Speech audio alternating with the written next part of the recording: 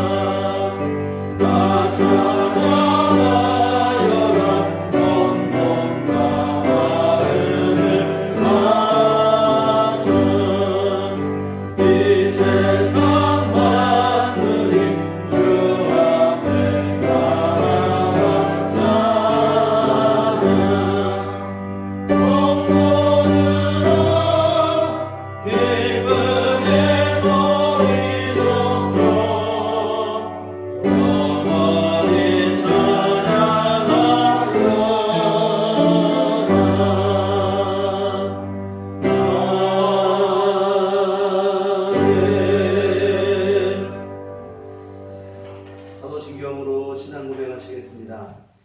전능하사 천지를 만드신 하나님 아버지를 내가 믿사오며 그의 아들 우리 주 예수 그리스도를 믿사오니 이는 성령으로 잉태하사 동정녀 마리아에게 나시고 본디오 빌라도에게 고난을 받으사 십자가에 못 박혀 죽으시고 장사한 지 사흘 만에 죽은 자 가운데서 다시 살아나시며 하늘에 오르사 전능하신 하나님 편에 앉아 계시다가 저리로서 산자와 죽은 자를 심판하러 오시리라. 성경을 믿사오며 거룩한 공예와 성도가 서로 교통하는 것과 죄를 사하여 주시는 것과 몸이 다시 사는 것과 영원히 사는 것을 믿사옵나이다. 아멘. 성시교독은 교독문 46번입니다.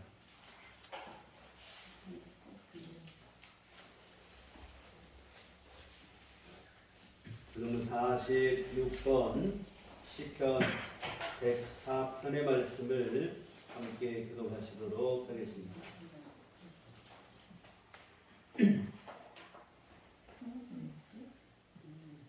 너희 영혼아 여호와를 송축하라. 여호와 나의 하나님이여 주는 신이 위대하시며 존귀와 권위로 온 이루셨나이다. 주께서 옷을 입은 같이 빛을 입으시며 하늘을 휘장같이 치시며 우리를 자기 누각에 들보를 얹으시며 구름으로 자기 수레를 삼으시고 바람날개로 다니시며 바람을 자기 사신으로 삼으시고 불꽃으로 자기 사역자를 삼으시며 땅에 기초를 놓으사 영원히 흔들리지 아니하게 하셨나이다. 주께서 물의 경계를 정하여 넘치지 못하게 하시며 다시 돌아와 땅을 덮지 못하게 하셨나이다. 여호와께서 샘을 골짜기에서 솟아나게 하시고 산 사이에 흐르게 하사 가끔 들짐승에게 하시게 하시니 들나귀 들고 해당하며 공중의 새들도 그 가에서 깃들이며 나뭇가지 사이에서 지저귀는도다.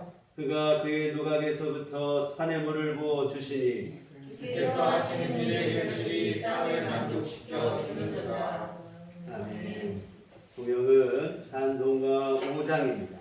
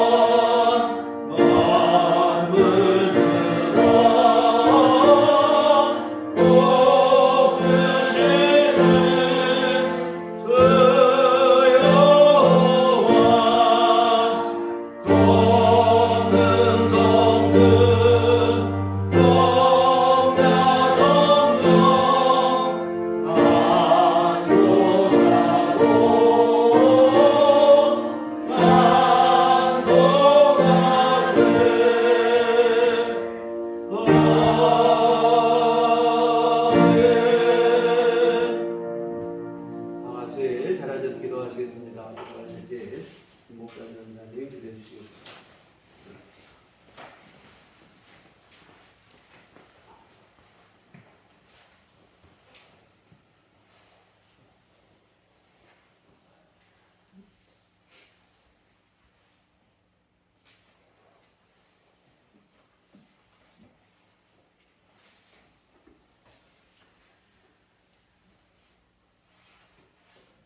너희는 마음에 근심하지 말라. 하나님을 믿으니 또 나를 믿으라. 내 아버지 집에 거할 곳이 많도다. 그렇지 않으면 너희에게 일렀으리라. 내가 너희를 위하여 거처를 예비하러 가노니 가서 너희를 위하여 거처를 예비하면 내가 다시 와서 너희를 내게로 영접하여 나 있는 곳에 너희도 있게 하리라. 아멘. 거룩하시고 자비하신 하나님께 감사와 영광을 돌립니다. 아침 저녁으로 쌀쌀하지만 이 좋은 가을날 세상에서 일주일 동안 지켜주셨다가 이 거룩하고 복된 날 불러주셔서 주님의 보좌 앞에 예배드리게 하심을 진심으로 감사를 드립니다. 이 시간 오직 주님만을 찬양하고 경배합니다. 우리들의 예배를 기뻐 받아 주시옵소서. 사랑해 주님, 오늘은 10월의 마지막 날입니다. 아침 저녁으로 매우 쌀쌀한 날씨입니다. 어느덧 산과 들녘은 서서히 빨갛게 노랗게 단풍들어 아름답고 들녘의 누런 열매들이 추수를 기다립니다. 힘들었던 농부들의 땀과 노력의 결과가 몸과 마음을 풍요롭게 합니다. 모든 것이 하나님의 은혜입니다. 이 추수의 계절에 주님만을 찬양하고 경배합니다. 사랑해 주님, 코로나로 인해 어려웠던 일들이 많이 있었는데 이제 조금 느슨해졌습니다. 예배당에 예배드려 오신 성도님들 주님께서 복을 내려 주시옵소서. 말씀이 들려지게 하시고 깨달아지고 믿어지게 하셔서 온전히 주님의 은혜 안에 거하게 하여 주옵소서. 가정에서 온라인 예배드리는 것도 중요하지만 직접 예배당에 믿음으로 나와 예배드리게 하시고 사랑하는 성도님들의 얼굴도 보고 기쁨으로 가정으로 돌아가 말씀 붙잡고 살게 하여 주옵소서. 전능하신 주님, 특별히 우리들 교회 예배가 코로나 이전 이상으로 예배 인원이 모이게 하여 주셔서 하나님 아버지께 영광 돌리게 하여 주옵소서. 우리 모두들 불편하게 하는 코로나가 하루속히 소멸되게 하여 주옵소서. 은혜로우신 주님, 추수감사절 주일에 이웃 초청을 하려고 합니다. 우리가 전도 대상자를 정하고 권면하고 기도하여 전도 대상자를 교회로 출석시킬 수 있도록 은혜를 주옵소서. 또한 코로나로 인해 예배당에 출석하지 못한 성도님들을 만나면 권면하여 예배에 참석할 수 있도록 인도하여 주옵소서. 주님, 어려운 시대지만 주님을 사랑하고 주님의 말씀을 목말라 하는 성도님들에게 감격과 은혜 충만하게 하여 주옵소서. 우리 성도님들 언제나 영적으로 늘 평안을 주옵시고 승리 있게 하여 주시옵소서. 주님, 우리들 교회가 매주 목요일마다 전도를 시작하였습니다. 전도에 나오지 못한 성도님들은 집에서 기도하게 하시고 전도에 참여한 성도님들은 당장 눈앞에 열매가 보이지 않는다고 실망하지 않고 성령님의 인도에 따라 최선을 다해 복음을 전하게 하여 주시옵소서. 주님께서 명령하신 선교의 사명도 우리들 교회가 잘 감당하게 하여 주옵소서. 주님께서 우리들 교회를 이끌어 주시옵소서. 저희를 삶의 믿음으로 채워주시고 굳세게 세워주셔서 우리들에게 영과 육을 성령으로 충만하게 채워주옵소서. 우리들 교회가 전도하는 교회, 말씀이 살아 움직이는 교회, 믿음으로 성장하는 교회가 되게 하옵소서. 주님, 담임 목사님을 위해 기도합니다. 어렵고 힘든 시기에 목사님, 교회와 성도님들을 위해 기도하시고 말씀을 준비하실 때마다 힘주시고 능력 주시고 성령으로 늘 충만케 하여 주옵소서. 목사님 영육간에 강건함을 주시옵고 피곤치 않게 하여 주시고 늘 새 힘을 부어 주시옵소서. 목사님 살아계신 하나님의 말씀을 들고 강단에서 선포하실 때마다 우리는 아멘으로 받아 이 좋은 가을날 세상에서 살아갈 때 승리케 하여 주시옵소서. 승리케 하여 주셔서 늘 하나님 아버지께 영광 돌리게 하여 주옵소서. 우리를 죄에서 권하신 예수 그리스도의 이름으로 기도하옵나이다. 아멘.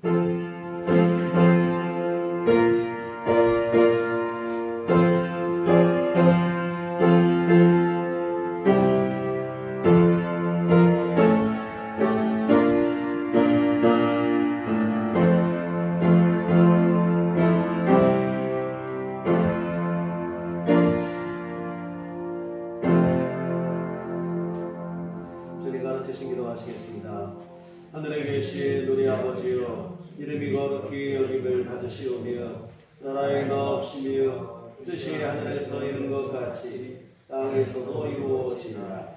오늘날 우리에게 일용할 양식을 주옵시고 우리가 우리에게 죄지은 자를 사하여 준 것 같이 우리의 죄를 사하여 주옵시고 우리를 시험에 들게 하지 마옵시고 가난하게서 구하옵소서. 내 나라와 권세와 영광이 아버지께 영원히 있사옵나이다. 아멘. 네, 이 시간 우리에게 주신 하나님 말씀은 구약성경 시편 57편 1절부터 11절까지 말씀 보시도록 하겠습니다.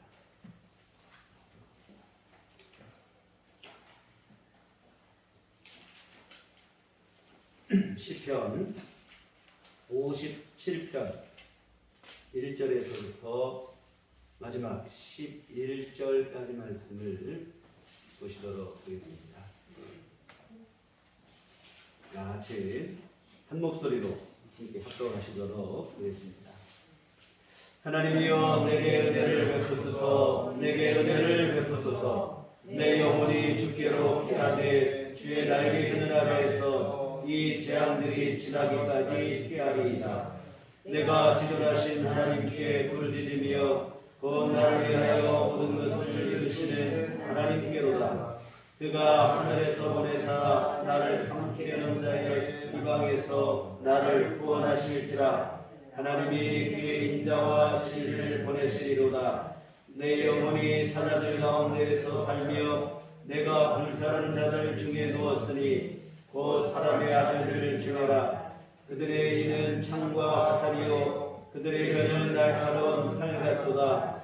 하나님이여 주는 하늘 위에 높이 들리시며 주의 영광이 온 세계 위에 높아지기를 원하나이다. 그들이 내 걸음을 막으려고 그물을 준비하였으니 내 영혼이 억울하도다. 그들이 내 앞에 엉덩이를 탔으나 자기들이 유중에 빠졌도다. 하나님이여 내 마음이 확정되었고 내 마음이 확정되었사오니 내가 노래하고 내가 찬송하리이다.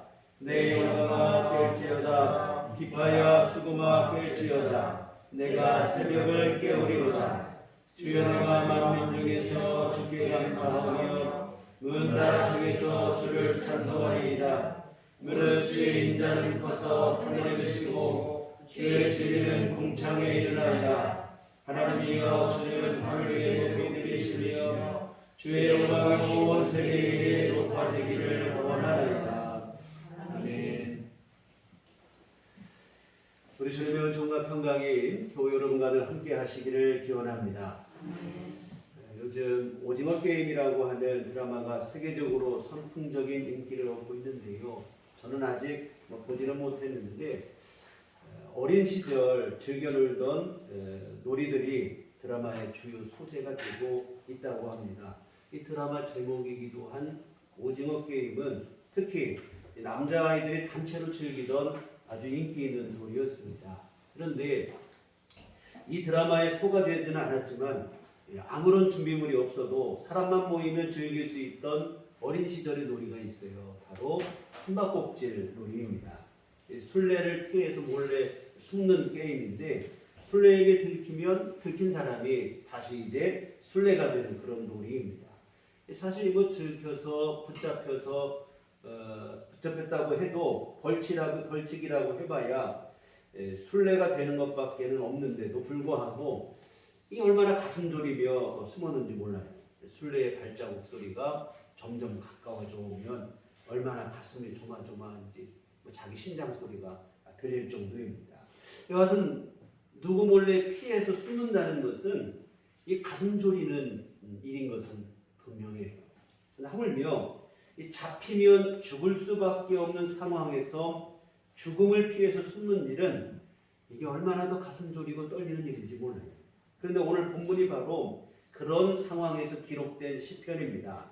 다윗이 사울 왕의 시기를 피해서 도피 생활을 하던 때의 기록인데 이 블레셋 장군 골리앗을 물리친 이후 이 다윗은 어이없게도 임금의 미움과 시기의 표적이 되고 말았어요. 하나님의 이름이 모욕당하는 것을 참을 수 없어서 어린 소년의 나이임에도 불구하고 믿음으로 헌신한 일인데 오히려 임금으로부터 억울한 미움을 사게 된 것입니다.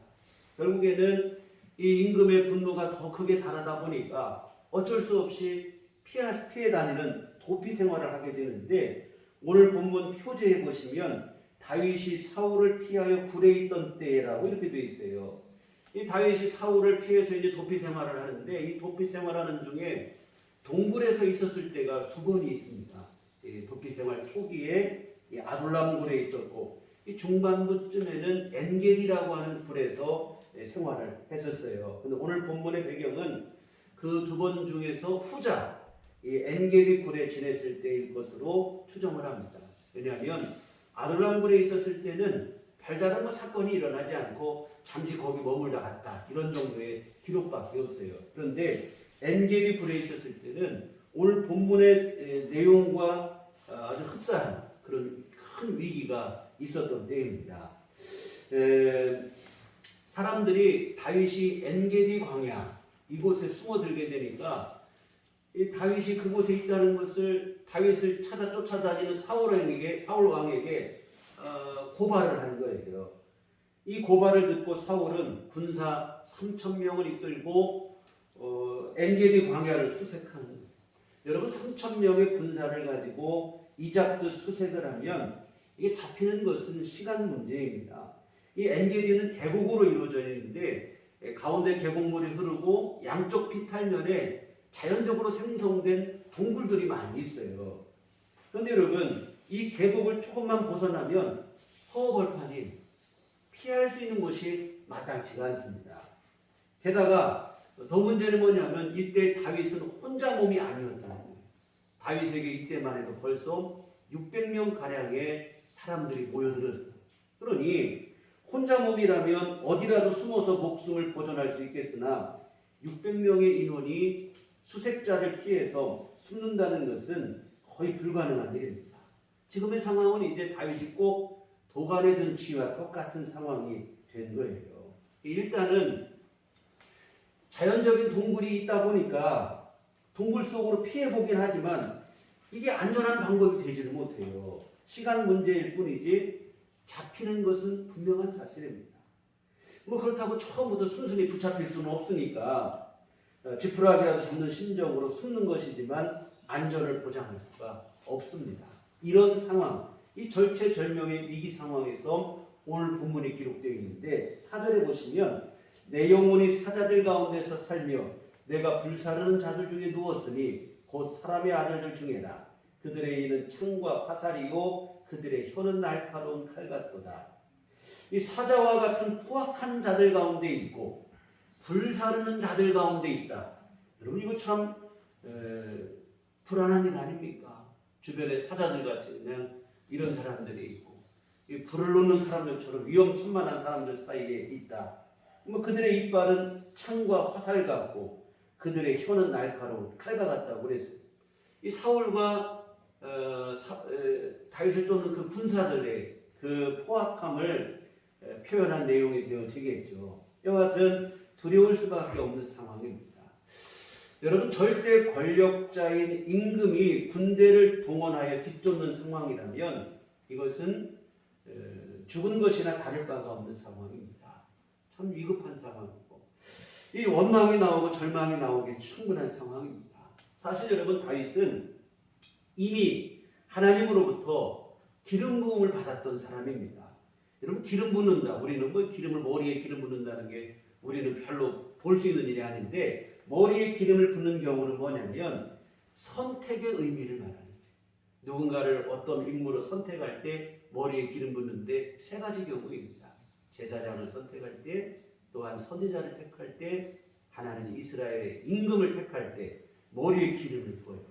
다윗은 그 중에서 세 번째 이스라엘의 임금으로 택함을 받고 기름 부음을 받았습니다. 그런데 여러분, 이렇게 이스라엘의 택함을 임금으로 택함을 받고 기름 부음 받았는데 현실은 자꾸 어긋나는다 이 말이에요. 임금이 되는 길로 가는 것은 고사하고 오히려 현직에 있는 임금의 시기를 받아 도망다니는 신세와 처지가 됐어요. 그것도 하루 이틀이 아닙니다. 여러분, 다윗이 꽃다운 청춘을 송두리째 빼앗겼어요. 도피 생활 때. 최소 10년 이상이라고 학자들은 생각을 해요. 여하튼 이런 상황이 되면 오늘 본문의 상황에서 얼마나 원망이 되고 불평이 되겠습니까? 여러분, 본문의 상황을 생각해 보세요. 다윗의 심정이 복잡할 수밖에 없어요. 우선은 사울의 살기등등한 위협 앞에 두려운 마음에 들 수밖에 없죠. 그런데 이 두려운 마음은 이내 원망과 불평으로 바뀌게 되는데 하나님 임금으로 삼는다더니 도대체 이 약속은 언제 이루어지는 겁니까? 원망이 나오고 불평이 나오죠. 그리고 이 원망과 불평은 결국에는 하나님의 약속을 믿지 못하는 불신으로까지 자라게 됩니다. 내가 무슨 임금이 되나? 하나님의 약속 믿지 못하겠다. 여러분, 이게 바로 보편적인 경우라면 이런 식으로 심리가 흘러가게 돼 있어요. 그런데 여러분, 오늘 본문에 보면 다윗은 이러한 순간에 오히려 믿음을 선택합니다. 원망한 것도 아니고 불평한 것도 아니고 하나님의 약속을 믿지 못하는 것도 아니고 이 순간에도 여전히 하나님을 의지하여 믿음으로 기도하는데 1절을 보면 하나님이여 내게 은혜를 베푸소서, 내게 은혜를 베푸소서, 내 영혼이 주께로 피하되 주의 날개 그늘 아래에서 이 재앙들이 지나기까지 피하리이다. 두려움과 원망과 불평을 이겨내고 하나님을 의지하는, 하나님이여 내게 은혜를 베푸소서, 내게 은혜를 베푸소서. 여러분이 대단한 믿음이에요. 여러분, 하나님의 은혜를 구하는 다윗의 이 기도가 이 순간 얼마나 간절했을까요? 이게 여러분 습관적으로 하는 기도가 아닙니다. 그냥 한번 해보는 기도도 아니라 이 말이에요. 지금은 생사의 갈림길 앞에서 드리는 기도. 그런 이 기도가 얼마나 간절했겠냐 이 말이에요. 하나님의 은총, 하나님의 돌보심이 아니면 안 된다고 하는 절박함 가운데서 구하는 기도. 오늘 보면 은혜를 베푸시라는 이 기도를 2번이나 반복하고 있는데 이 반복에서 간절함을 엿볼 수 있습니다. 그런데 여러분, 우리가 정말로 절박한 상황에 놓이게 되면 사실 우리가 드릴 수 있는 기도가 그렇게 많지가 않아요. 오늘 말씀처럼 하나님의 은혜를 베풀어 달라는 기도밖에는 사실은 할 수 있는 기도가 별로 없습니다. 여러분 한번 생각해 보세요. 우리가 어떤 문제를 만나고 어떤 상황을 만나게 되면 처음에는 원망이 일어나기도 하고 불평이 일어나기도 합니다. 하나님께 서운하기도 하고 섭섭한 마음이 들기도 해요. 그런데 여러분, 막상 기도를 하다 보면 이 원망과 불평은 이내 송구함과 죄송함으로 바뀐다 이 말이에요. 솔직히 주님 앞에 우리가 내세울 게 별로 없거든요. 주님 앞에서 우리 삶을 정직하게 뒤돌아보면 죄송하고 부끄러울 따름입니다. 원망은 그만두고 이런 내가 주님 앞에 기도할 자격이나 있나, 이런 생각, 유구무원이 되는 거예요. 그러나 여러분, 이런 상황임에도 불구하고 우리가 구할 수 있는 것은 다름이 아니고 오직 주님의 자비와 은혜인 줄 믿습니다. 부족하지만 주님께서 좀 나를 불쌍히 여겨주시고, 내가 주님 앞에 참 구할 자격도 없고 면목도 없지만 주님 긍휼과 자비를 베풀어 주시고, 사실 여러분, 이것이 연약하고 부족한 인생이 구할 수 있는 어찌 보면 유일한 기도입니다. 이 하박국서를 보면 이런 사실을 좀 분명하게 알 수 있는데, 하박국 선지자가 하나님 앞에 처음 나가섰을 때는 원망과 불평이었어요. 세상에 하나님, 이렇게 타락하고 죄 가운데 있는데 하나님은 도대체 왜 가만히 계시느냐, 벌을 내리든지 심판하시든지 해야 될 거 아니냐. 사실 오늘날 우리가 갖고 있는 원망과는 결이 좀 다르긴 하지만 이 같은 원망의 마음을 갖고 하나님 앞에 나아갔어요. 이 타락한 세상을 왜 가만히 두고만 보시느냐, 하나님 속히 심판하시라. 그래서 하나님께서 하시는 말씀이 걱정하지 말라는 거예요. 하나님도 알고 계시다는 거예요. 반드시 벌을 받을 날이 있을 것이다. 그러면서 하시는 말씀이 뭐냐면, 때가 되면 하나님께서 바벨론이라고 하는 나라를 통해서 타락한 유다, 이 남한국 유다를 심판하시고 벌하시겠다. 이렇게 하나님이 대답을 하십니다. 그런데 하나님의 응답을 들으면 해결이 되어야 되는데, 하박국 선지자는 하나님의 응답을 들었는데 해결이 된 게 아니라 오히려 더 마음의 상태가 심각해지는 거예요. 원망과 불평으로 나왔는데 오히려 원망과 불평이 이제는 분노로 바뀌는 거예요. 분노. 하나님 도대체 이게 무슨 말씀입니까? 바벨론이라면 유다보다도 더 악한 나라인데 어떻게 그런 나라를 통해서 우리를 벌하신단 말입니까? 이게 과연 하나님의 정의냐, 하나님이 이렇게 하시는 게 옳은 일이냐, 하나님 앞에 따지고 듣는 거예요. 이게 하나님이 다시 말씀하십니다. 하나님이 심판하시고 벌하시겠다는 이 일은 그런 의미가 아닙니다. 바벨론이 좋아서 그들을 통해서 벌하시는 게 아니고, 바벨론은 그들의 죄로 언젠가 심판을 받게 될 것이고, 의인은 믿음으로 말미암아 살 것이다. 너희가 그 징벌을 통해서 깨닫고 돌이키면 너희는 다시 회복되게 될 것이고 다시 하나님 앞에 믿음으로 서게 될 것이다. 이런 얘기라. 하나님이 뭐냐면 바벨론이 좋아서가 아니고 바벨론은 이미 한도에 지나쳐서 그 죄로 벌을 받게 될 것이고, 유다는 지금 매를 맞지만 돌이키고 다시 회복되고 믿음으로 돌아서게 되고 세워지게 될 것이라. 이런 말씀을 하십니다.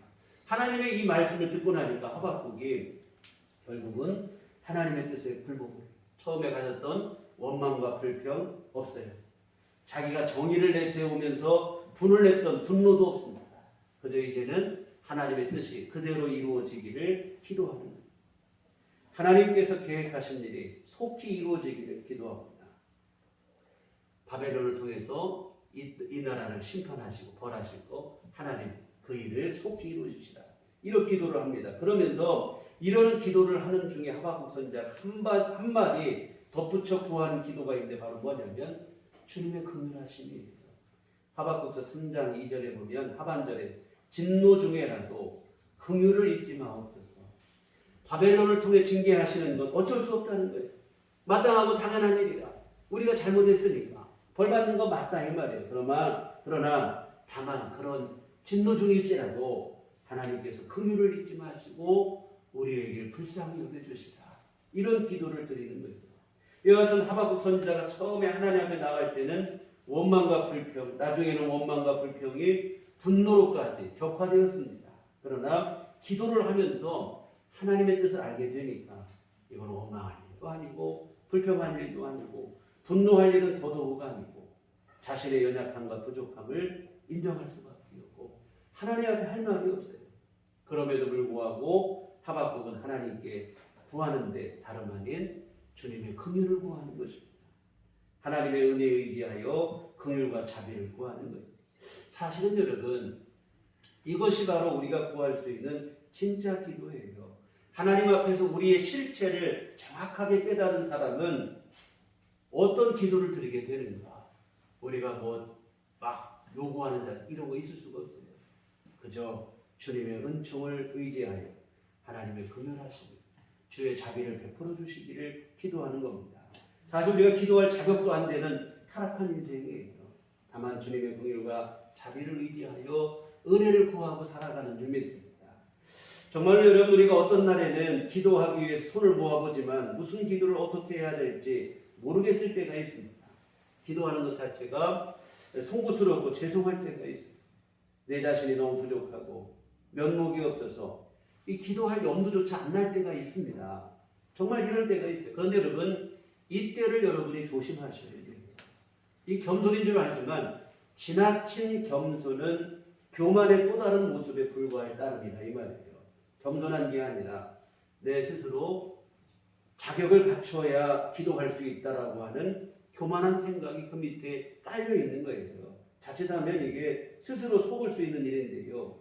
여러분, 우리가 기왕에 뭐 언제는 자격이 돼서 기도를 했습니까? 아무리 내가 그래도 반듯하게 바르게 살았던 때 또 그렇게 사는 사람, 사실은 누구라도 주님의 은혜 아니면 연약한 모습이고 연약한 인생에 불과하다 이 말입니다. 이 땅에 자격에 대해서 사는 사람은 아무도 없어요.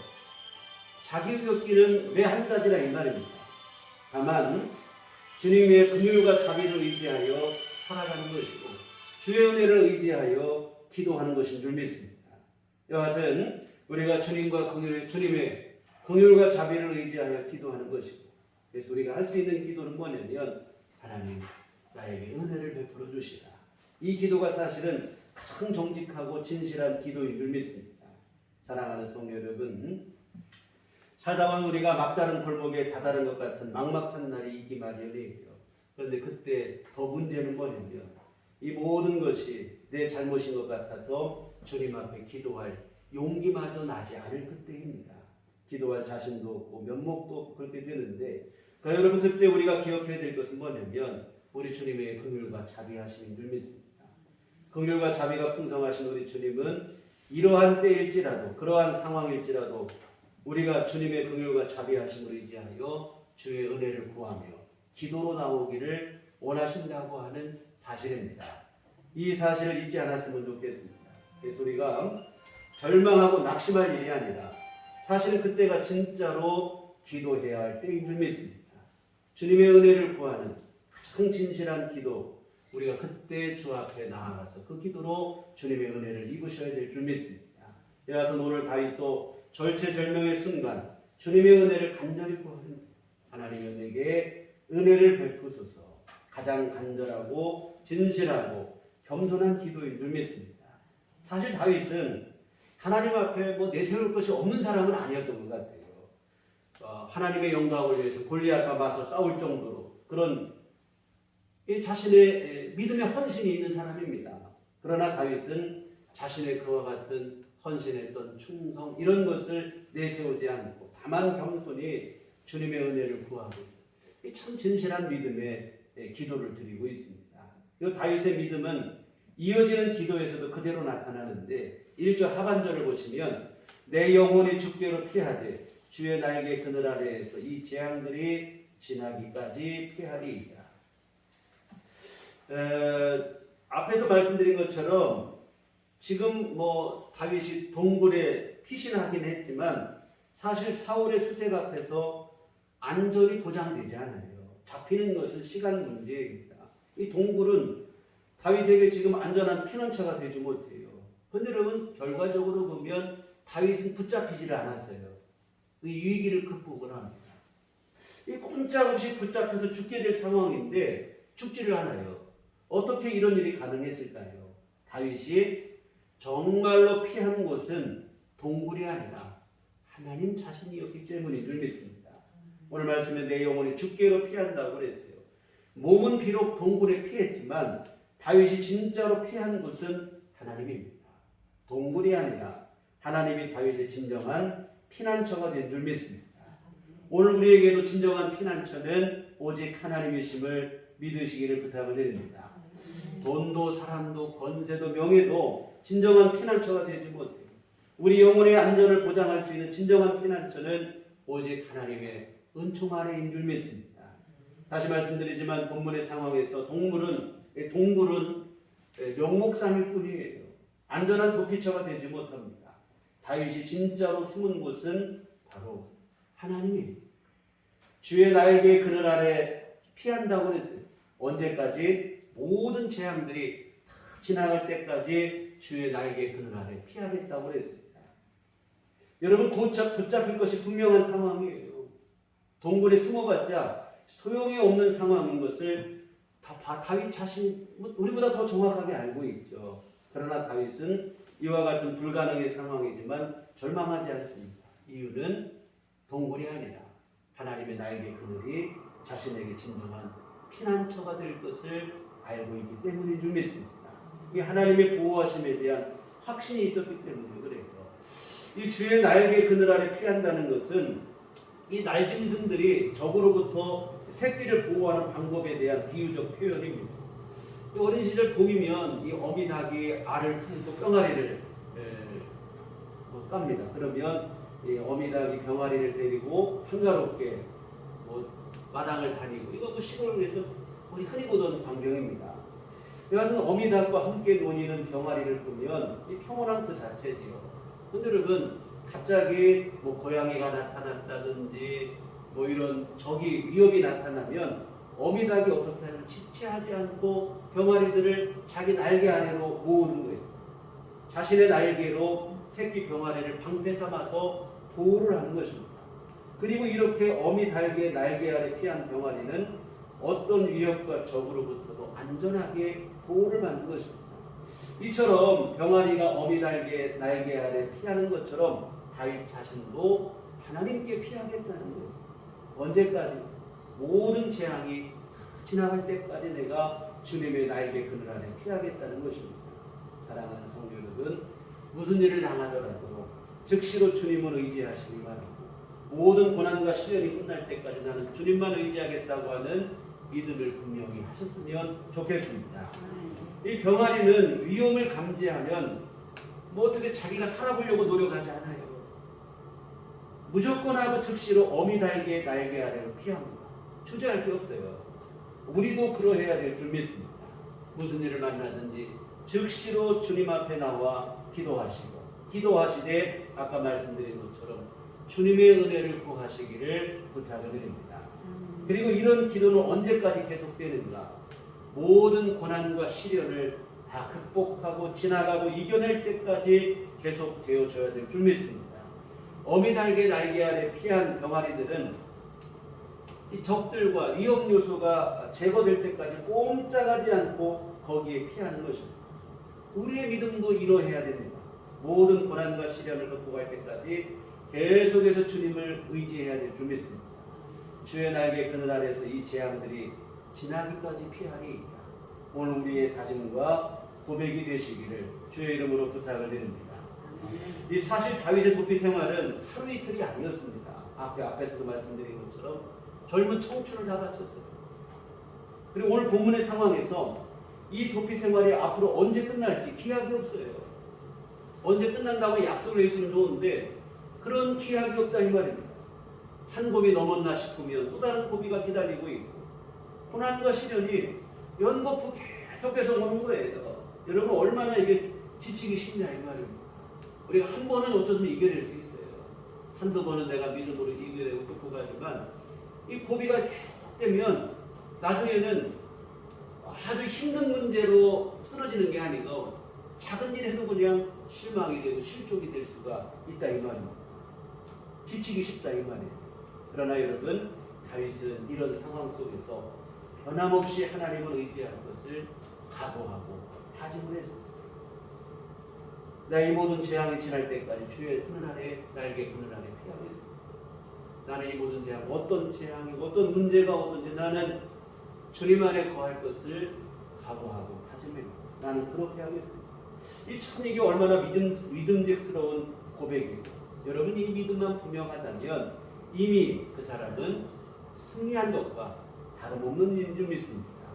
여러분 지난주 우리는 좋은 믿음에 대해서 함께 살펴봤어요. 어떤 믿음이 좋은 믿음이고 믿음으로 잘 사는 것이고 잘 믿는 것인가 살펴봤는데 첫째는 바로 알고 믿는 믿음이 되어야 된다고 말씀드렸어요. 우리가 열심과 열정을 갖기 이전에 먼저는 발음입니다. 그리고 다음으로 필요한 것은 뭐냐면 변함이 없어야 된다는 말씀을 드렸어요. 다윗의 믿음이 바로 그렇습니다. 계속되는 고난과 시련 속에서도 변함이 없어요. 신실하게 주님을 의지하고 주님을 붙잡는 것입니다. 앞으로도 언제 끝날지 모르는 재앙, 이런 힘든 상황이 계속되고 있지만 변함없이 주님을 의지하겠다고 다짐하고 고백을 하는 거예요. 그리고 실제로 다윗은 끝까지 주님을 의지하고 그리고 그 믿음으로 모든 고난을 이겨내고 하나님의 약속대로 이스라엘의 임금이 되어졌습니다. 사랑하는 성도 여러분, 이게 쉬운 일이 아니라는 것은 저도 너무 잘 압니다만, 그러나 여러분에게 간곡히 부탁을 드리기는 여러분이 어떤 일을 만나든 무슨 일을 만나든 변함없는 믿음으로 하나님만 의지하시기를 주의 이름으로 부탁을 드립니다. 이 모든 재앙이 끝날 때까지 나는 주님의 날개 걷는 아래 피하겠습니다. 오늘 우리의 다짐과 고백이 되어졌으면 좋겠습니다. 이 믿음으로 여러분이 끝까지 주님만 붙잡고 의지하신다면 여러분은 이미 승리한 것과 똑같은 일인 줄 믿습니다. 여러분, 다윗이 승리한 것, 다윗에게 승리의 날은 임금이 되었을 때이기도 하지만 사실은 계속되는 고난과 시련 앞에서 불굴의 믿음을 고백했을 그때 이미 승리의 날이 되어진 줄 믿습니다. 주의 날개 그늘 아래서 이 재앙들이 지나기까지 피하겠다고 하는 고백을 했을 때 이미 승리한 것이나 마찬가지예요. 오늘 우리도 마찬가지인 줄 믿습니다. 내가 무슨 일을 만나 앞으로 어떤 상황이 나에게 닥치든 나는 주님만 의지하겠습니다. 여러분의 이 믿음만, 이 결단만 여러분 안에 분명하시다면 여러분은 이미 승리한 것과 마찬가지인 줄 믿습니다. 사랑하는 성도 여러분, 연약한 인생이 험악한 세상을 살다 보니 힘들고 어려울 때가 얼마나 많습니까? 우리가 한계의 상황에 부딪힐 때 정말 이 한계의 상황에 갇혀서 꼼짝도 하지 못할 때가 있다 이 말이에요. 그러나 여러분, 실망하고 절망하지 마시기를 부탁을 드립니다. 오늘 여러분에게는 하나님 아버지가 계시기 때문인 줄 믿습니다. 그리고 오늘 여러분이 하나님 아버지의 사랑과 관심을 한 몸에 받고 있는 하나님의 소중한 자녀가 되었기 때문인 줄 믿습니다. 절망하거나 낙심하지 말고 하나님 아버지를 의지하고 주님의 은총을 붙잡고 그 안에 살아가시고 그로 인해 승리하는 삶을 사시기를 부탁을 드립니다. 다윗이 계속되는 고난 속에서도 변함없이 하나님을 의지하고 믿음으로 살았더니 결국 승리했습니다.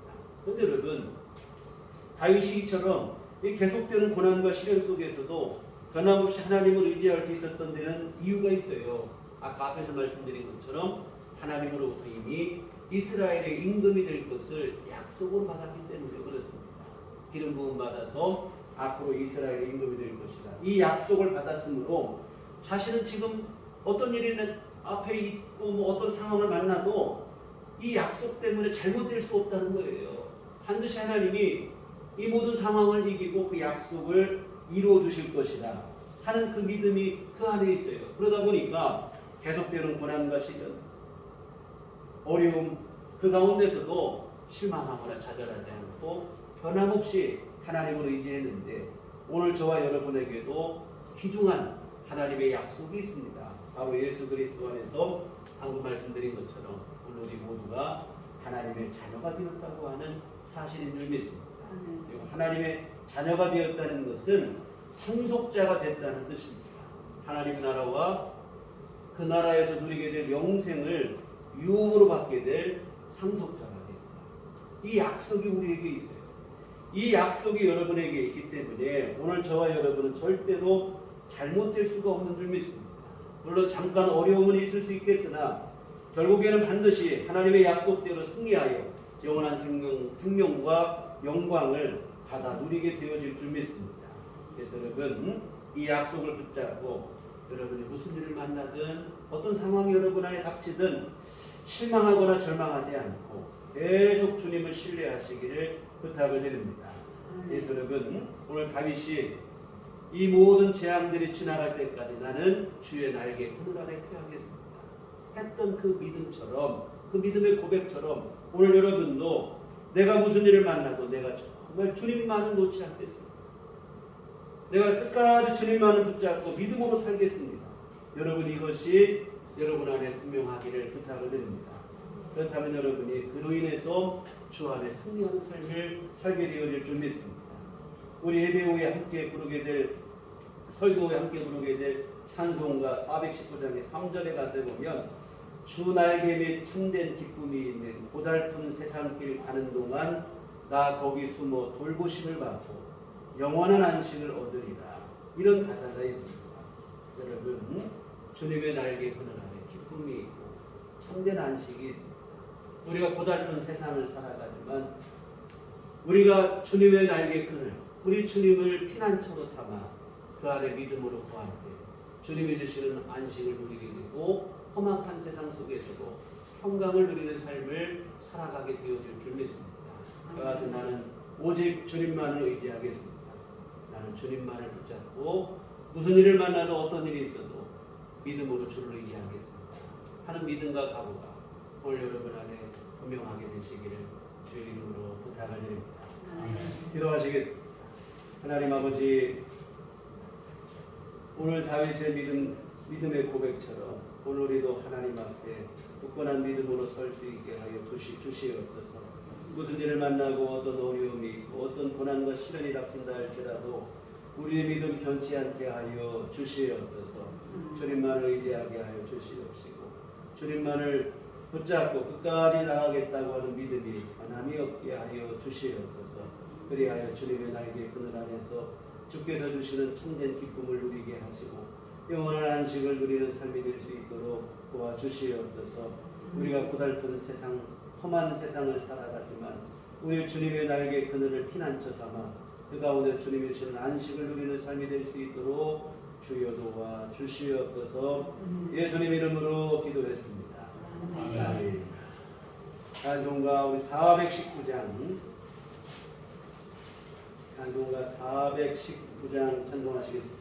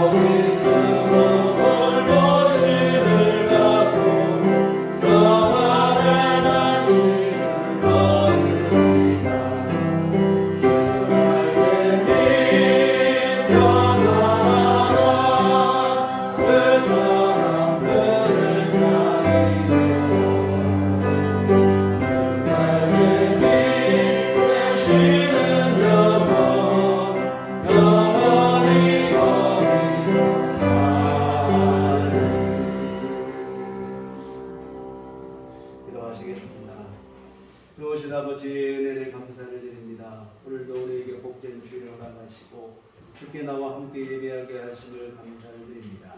또한 우리의 매일의 삶 속에 함께 하시고 동행하시며 때를 따라 은혜를 베푸시고 도와주심을 감사를 드립니다. 아버지 하나님, 힘들고 어려울 때 주께 나와 기도하게 하시고 우리를 주께서 품어주시고 은혜로 인도하여 주시니 감사를 드립니다.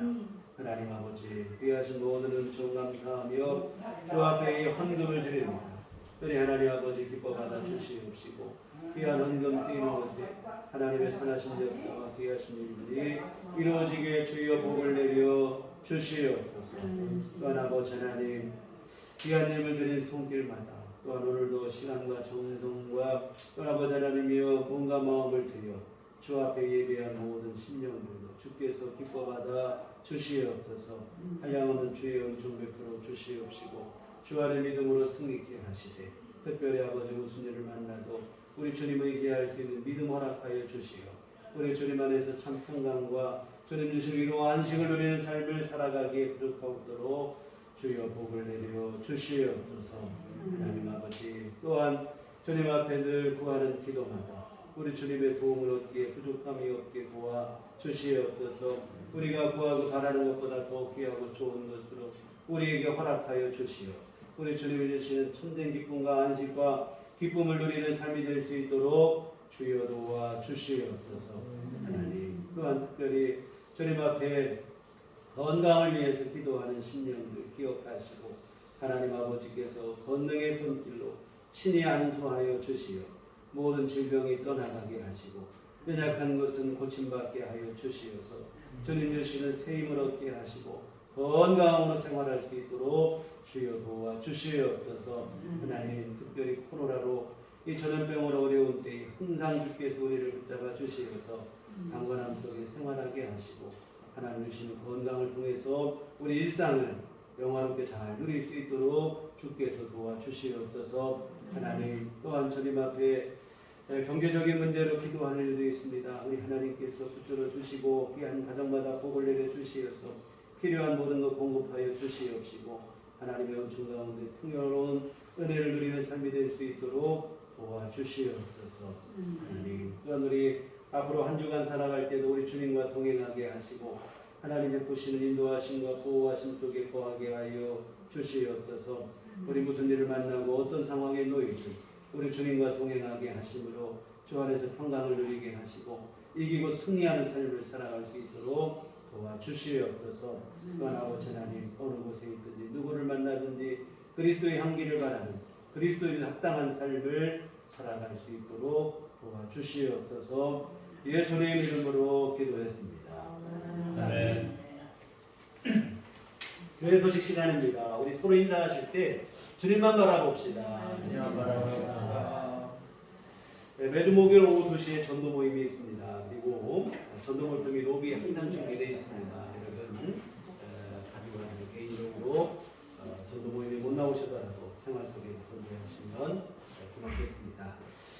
그리고 11월 둘째 주일을 우리 추수감사 다음 주일입니다. 추수감사주일로 지키는데 네 번째 광고 말씀처럼 정부에서 이제 방역 당국에서 단계적 일상 회복 1단계 조치로 예배당에서 이제 지금까지는 뭐 예배당 수용 인원의 20%, 30% 이렇게 왔다 갔다 했는데 앞으로는 50%까지 예배에 참석할 수 있도록 이렇게 허용이 되어졌습니다. 물론 그렇다고 해서 우리가 방역을 소홀히 할 수는 없고 또한 여러분 교회에서는 최선을 다해서 소독이라든지 방역 이 모든 일에 만전을 기하고 있습니다. 그래서 여러분들 이제는 좀 허용이 됐으니까 더 걱정하지 마시고 예배 참석하시고 우리 각자 개인은 자기 개인 수칙만 잘 지키시면 우리가 안전하게 얼마든지 예배를 잘 드리게 될 줄 믿습니다. 그래서 11월 둘째 주일 추수감사주일을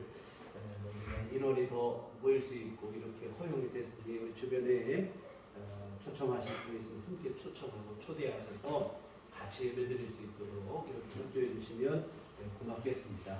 오늘도 우리 교회를 처음 방문해 주신 분이 계신데 신앙생활 등록해 주시면 함께 기도를 돕고 섬기도록 하겠습니다.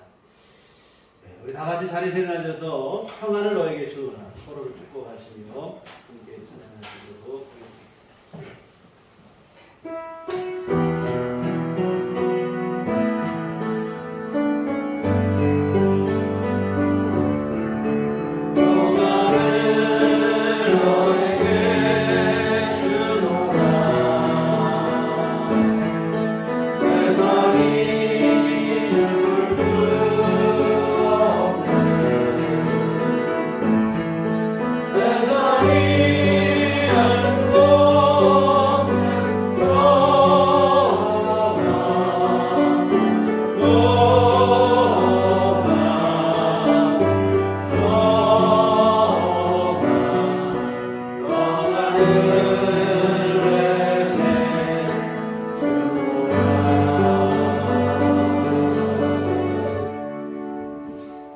오직 성령이 너희에게 임하시면 너희가 권능을 받고 예루살렘과 온 유대와 사마리아와 땅 끝까지 이르러 내 증인이 되리라.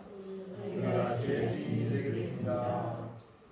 이제는 우리 주 예수 그리스도의 구속의 은혜와 하나님 아버지의 극진하신 사랑하심과 성령님의 이름의 등력사 감화감동 충만하심이 주의 피로 세우신 우리들 교회와 하나님의 은총을 구하며 그 은총 안에 날마다 구하고 때로 우리가 문제를 만나고 어려움 만날지라도 그 모든 어려움을 지날 때까지 주의 날개 그늘 아래 거하기를 소원하고 다짐하는 주의 모든 자녀들의 심령 위에 지금부터 영원토록 함께 계시기를 간절히 축원하옵나이다.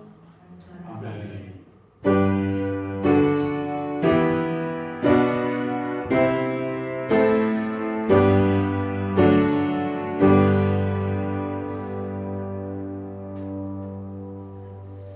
감사합니다. 이상으로 주일날 예배를 마치도록 하겠습니다.